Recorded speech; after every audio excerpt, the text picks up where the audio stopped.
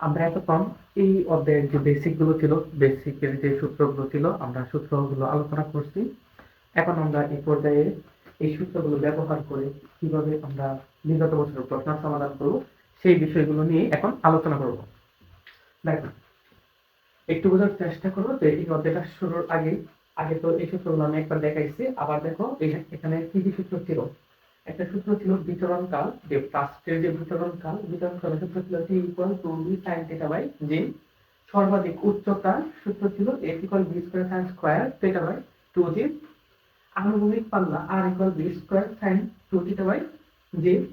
তারপর ওয়াই অক্ষের যে সরণটা, ওয়াই অক্ষের সরণের যে সূত্র X tan theta minus G G X square two B square cos square theta. T সময়ের পর যে বেগ G equal root over B x square plus B Y square. আর যে এক্স অক্ষের যে বেগের যে উপাংশ টি সময়ের পর, সেটা হচ্ছে v x equal v cos theta, v y equal v sine theta minus d t. আগে আমরা একটু প্রশ্নটা পড়ার চেষ্টা করে দেখি প্রশ্ন কি বলা আছে। দেখো, ক্রিকেট খেলার মাঠে রিপন ব্যাট দিয়ে বলকে আঘাত করায় বলটি 30 মিটার পার সেকেন্ড বেগ প্রাপ্ত হয়। তার মানে এই যে একটা বলকে সে ক্রিকেট রিপন বলটিকে ক্রিকেট ব্যাটে আঘাত করছে, আঘাত করলে কি হয় দেখো।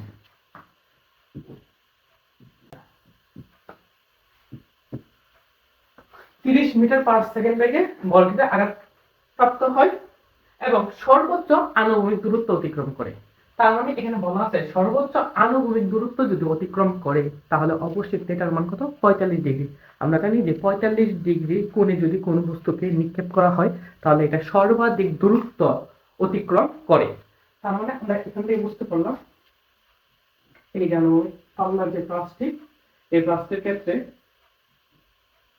এই যে ব্যাগের মান কত, 30 metre per second, 30 metre per second এবং সর্বাধিক আনুভূমিক, যেটা সর্বোচ্চ আনুভূমিক দূরত্ব অতিক্রম করে। তার মানে এখানে এটার মান বলা আছে 45 ডিগ্রি।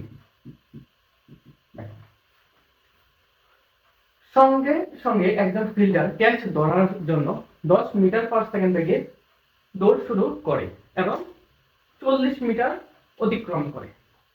তার মানে এখানে আরেকজন ছিল, এমন কেউ ছিল যেখানে এই বলটা ধরার জন্য, দেখো এই বলটা ধরার জন্য এই জায়গা থেকে একজন ব্যক্তি, মনে করে একজন ফিল্ডার সে বলটিতে ধরবে, সে বলটিতে ধরবে, ধরার জন্য সে কি করতেছে যে এখান থেকে দেখো 40 মিটার, বলটি থেকে সে 40 মিটার দূরত্ব থেকে কি করতেছে ভাই, দৌড় দিচ্ছে দেখো।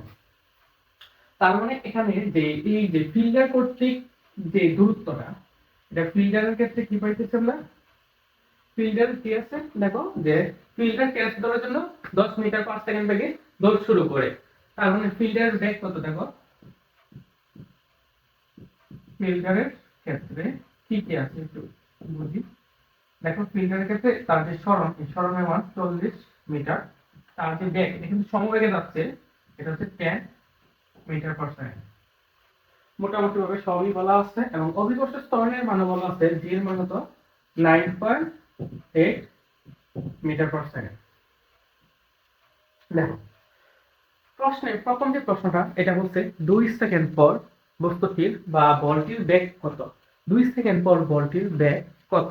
তাহলে আমরা প্রথমে বেসিকের মধ্যে পড়ছিলাম যে টি সময় পর বেগ, টি সময় পর বেগের সূত্র কি, v equal root over B x square plus B Y square, এই সূত্রটা আমরা পড়ছি। তাহলে দেখো vx বের করার জন্য বেগের আনুভূমিক যে উপাংশ, t সময় পর বেগের আনুভূমিক উপাংশ হচ্ছে b cos θ এবং হচ্ছে তার উল্লম্ব উপাংশ হচ্ছে by equal b sin θ minus gt। তাহলে দেখো আমরা আলোচনা করি। দেখো গ নম্বর প্রশ্নটা আমরা একটু সমাধান করার চেষ্টা করি। গ নম্বর, তাহলে আমরা বলতে পারি 2 সেকেন্ড পর, 2 সেকেন্ড পর বলটির, একটা কথা আমরা বলতে পারি বলটির আনুভূমিক যে উপাংশটা, বেগের আনুভূমিক উপাংশ,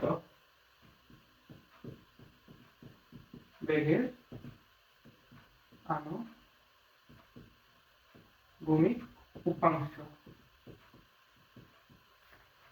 উপাংশ পাবো v x equal v cos theta. তাহলে এই যে মানটা b এর মান কত 30 cos নেক 30 cos হচ্ছে 45 ডিগ্রি। তাহলে এটার যে মানটা পাবো আমরা, এটার মানটা পাবো হচ্ছে আমরা 21.20 মিটার পার সেকেন্ড।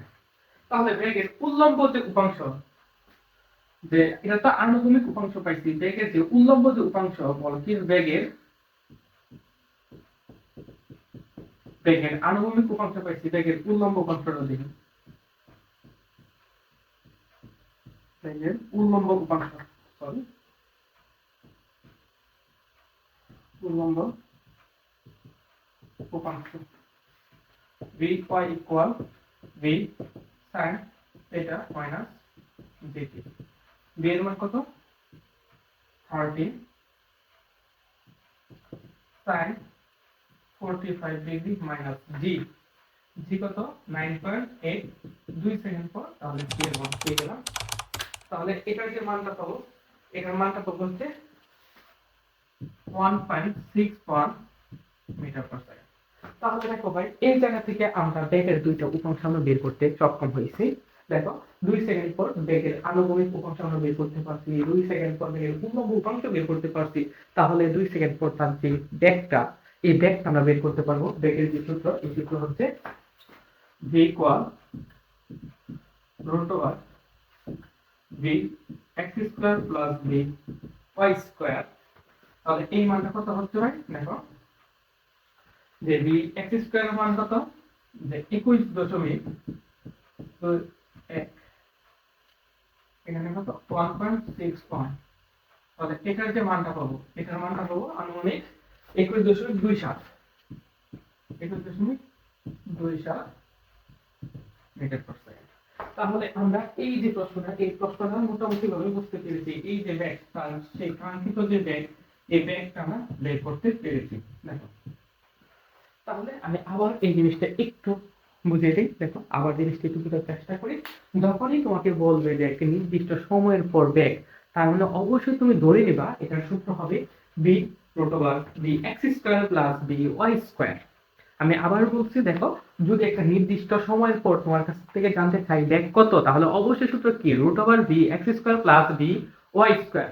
আর bx হচ্ছে বেগের আনুভূমিক উপাংশ এবং vy হচ্ছে বেগের উল্লম্ব উপাংশ, অবশ্যই সেটা একটা নির্দিষ্ট সময়ের পর। আশা করি এই প্রশ্নটা মনে হয় আমরা বুঝতে পেরেছি। তারপর পরবর্তী যে প্রশ্নটা, সেই প্রশ্নটা নিয়ে আমরা আলোচনা করব। এরপর যে আমরা তার এই প্রশ্নের যে 4 নম্বর যে প্রশ্নটা, সেই প্রশ্নটা সমাধান করার চেষ্টা করব। 4 নম্বর প্রশ্নে কি বলা আছে, দেখো, বলটি মাটিতে পড়ার আগে ফিল্ডার ক্যাচটি ধরতে পারবে কি? দেখো, এটা একটা, যেহেতু একটা ক্রিকেট খেলার ম্যাচ, এটা আমরা অনেকেরাই ক্রিকেট খেলা খেলছি, এই জিনিসটা আসলে আমরা বুঝি জিনিসগুলো। দেখো, একটা বল যখন আকাশে থাকবে, তখন যদি আমরা সেই বলটা যেখানে পড়বে সেই জায়গার মধ্যে আমরা যদি প্রেজেন্ট করতে পারি, তাহলে কেবল বলটাকে ধরতে পারবো। যদি বলটা মাটিতে পড়ে যায়, তাহলে কিন্তু আমরা বলটা ধরতে পারবো না। তাহলে আগে আমরা দেখি বলটা কতক্ষণ আকাশে ছিল, এই বলটার বিচরণ কাল কত। আমরা এই বিচরণ কালটা যদি বের করতে পারি, মনে করে তার বিচরণ কাল বের হয়েছে 5 সেকেন্ড, আর এখানে যে একটা সময় লাগছে মনে করো যে 2 সেকেন্ড, তার মানে কি এই বলটা পড়ার আরো 3 সেকেন্ড আগে কিন্তু এখানে প্রেজেন্ট থাকবে সে, তার মানে অবশ্যই সে বলটি ধরতে পারবে। তাহলে আমরা প্লাস্টির বা এই বলটির বিচরণ কাল বের করি।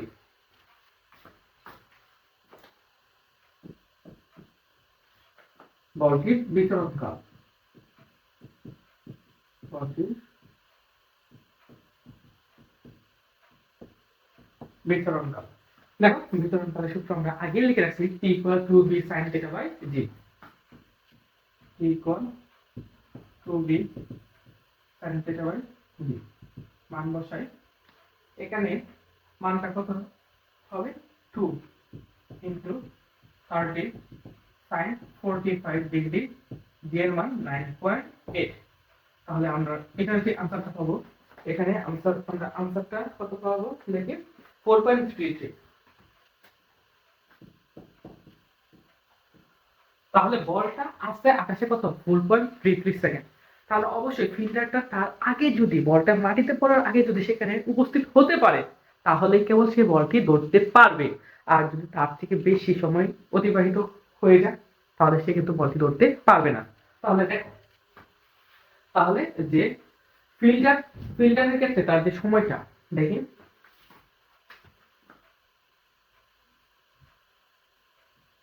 আমরা লিখতে পারি না যে যতক্ষণ বলটি আকাশে থাকবে ততক্ষণের মধ্যে ফিল্ডার বলটি ধরতে পারবে। তাহলে আমরা ফিল্ডারের যে সময়টা তাকে বের করি। ফিল্ডারের